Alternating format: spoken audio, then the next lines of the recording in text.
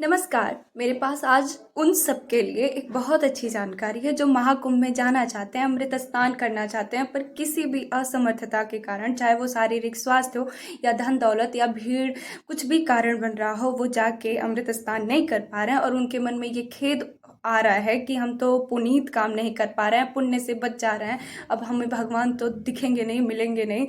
तो मैं उन सब के लिए, अपने आसपास के लोगों के लिए भी और जिनके भी मन का ये भाव है, उन सबको एक बात बताना चाहती हूँ कि अमृतपान को अमृतपान से भी बहुत बड़ा कथामृत का पान का महत्व बताया गया है और ये बात प्रामाणिक है। ये बात आप लोग श्रीमद् भागवत महापुराण में जाके चेक कर सकते हैं।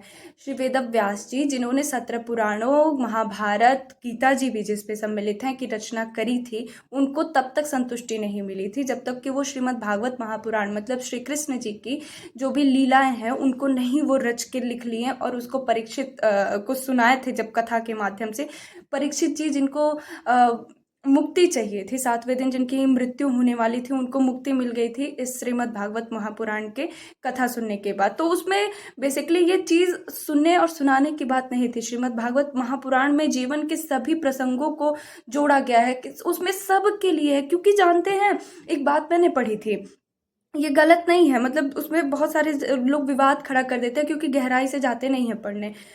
ऐसा सबका स्वभाव बनाया है, मतलब प्रकृति में ना सब अलग अलग स्वभाव के बनाए गए हैं।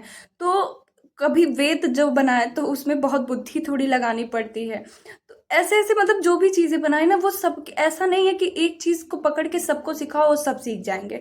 सबके लिए अलग अलग रास्ते थे। तो लेकिन श्रीमद् भागवत महापुराण एक ऐसा रास्ता है जिसमें मतलब सब सन्यासी हो, तपस्वी हो, वैरागी हो, प्रेमी हो, सब कोई के लिए श्रीमद् भागवत महापुराण है। उसी में एक ऐसा, ये अपने यहाँ का मतलब एक ऐसा ग्रंथ है कि जिसको किसी को भी पकड़ा दिया जाए तो वो अपने अर्थ की चीज़ें निकाल लेगा। उसी में श्री सुखदेव मुनि जी, इनका नाम हम लोगों ने सुना होगा। देखिए, धर्म से अगर आप अपने आप को मानते हैं, धार्मिक बनना चाहते हैं, आध्यात्मिक होना चाहते हैं, पर समझ के होना चाहते हैं, तो आप सुन लीजिए ये बात। अमृत से ज़्यादा जरूरी है कथामृत। और ये बात मैं अपने मन से नहीं बोल रही हूँ, ये श्रीमद् भागवत महापुराण में लिखा हुआ है। अभी मैं इसको दिखाती हूँ। तो ये लिखा क्या है, इसमें प्रथम अध्याय, श्लोक संख्या 13, 14, 15, 16, 17, बहुत ध्यान से सुनिएगा। जब सुखदेव जी राजा परीक्षित को यह कथा सुनाने के लिए सभा में विराजमान हुए, तब देवता लोग उनके पास अमृत का कलश लेकर आए। सुनिए, एकदम अमृत का कलश, वही जो बूंद गिरा है। देवता अपना काम बनाने में बड़े कुशल होते हैं, स्वकार्य कुशलासुरा। मैंने इसका हिंदी अनुवाद बस लिखा है, उसमें ये बड़ा अच्छा लाइन लगा, स्वकार्य कुशलासुरा लिखे हैं। उसमें कहते हैं सुखदेव मुनि जी कि देवता अपना काम बनाने में बड़े कुशल होते हैं।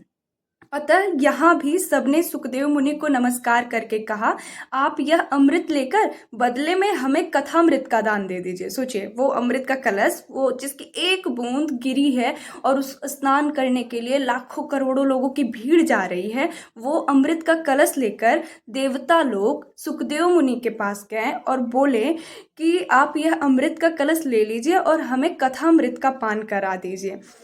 तो करें और हम सब श्रीमद् भागवत स्वरूप अमृत का पान करेंगे। इस संसार में कहाँ कांच और कहाँ महामूल्य मणि तथा कहाँ सुधा और कहाँ कथा। ये बात कौन कहते हैं? श्री सुखदेव मुनि जी कहते हैं कि एक तरफ तो कांच और कहाँ एक महामूल्य मणि, कहाँ सुधा मतलब अमृत और कहाँ कथा, सुधा और कथा, इसकी कोई तुलना ही नहीं है। श्री सुखदेव जी ने यह सोचकर उस समय देवताओं की हंसी उड़ा दी। उन्हें भक्ति शून्य कथा का अनाधिकारी जानकर कथामृत का दान नहीं किया और उनको वो देवता लोग कहे भी, लेकिन श्री सुखदेव मुनि जी उनको नहीं सुनाए क्योंकि वो अनाधिकारी थे। वो इस प्रकार ये श्रीमद् भागवत कथा की कथा देवताओं को भी दुर्लभ है। मतलब श्री सुखदेव मुनि जी ये संदेश भी इसके साथ देते हैं कि वो जो अनाधिकारी हैं, जो नहीं सुनना चाहते हैं, उनको कथामृत का पान नहीं करवाना चाहिए बहुत ज़ोर ज़बरदस्ती से। तो महाकुंभ में अगर कोई नहीं जा पा रहा है, वो अपने घर पे बैठे अपना मोबाइल चालू करे और उसमें साप्ताहिक कथा बहुत सारे अच्छे अच्छे संतों ने कही है, उनको सुन लें।